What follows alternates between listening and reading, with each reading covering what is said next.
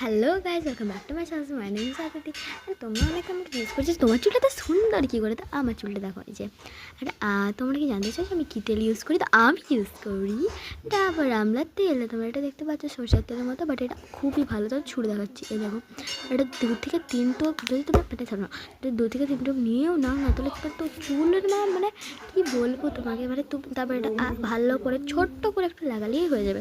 তোমরা এই দেখো চুলটা দেখছো তো কত মানে সিয়ে লাগছে, মানে সুন্দর। আর তোমরা অনেকেই আমাকে বারবার জিজ্ঞেস করি তোমার মুখটা তো গ্লো কেন করছে। অ্যান্ড আমি লাগাচ্ছি চন্দনের এই ক্রিমটা। তো এটার জন্য তোমাকে প্রথমেই নিতে হবে চালটা ভিজিয়ে রাখতে হবে। তবে ভিজিয়ে রাখার পর ওই জলটা নিয়ে অ্যালোভেরার সাথে গুলে দিলেই এটা হয়ে যাবে।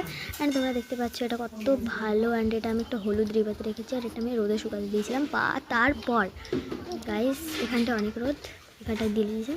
তারপর আমি এটা যখন থেকে ইউজ করতে লেগেছি, মানে তোমরা একটু অল্প করে নেবে না, তোমার মুখটা একটু গ্লো হয়ে যাবে। জাস্ট শুধু চালটা ভিজিয়ে রাখবে সারা রাত, ওই চালটা নেবে, মানে চালের জলটা নেবে, অ্যালোভেরাটা নেবে, আর ওই যে ফুটিয়ে পরে একটু ওই কী বলে এই যে ক্রিমটা আছে ওটার সাথে মিক্স করে জাস্ট লাগাবে। জাস্ট দেখো কত সুন্দর লাগছে, দেখছো তো।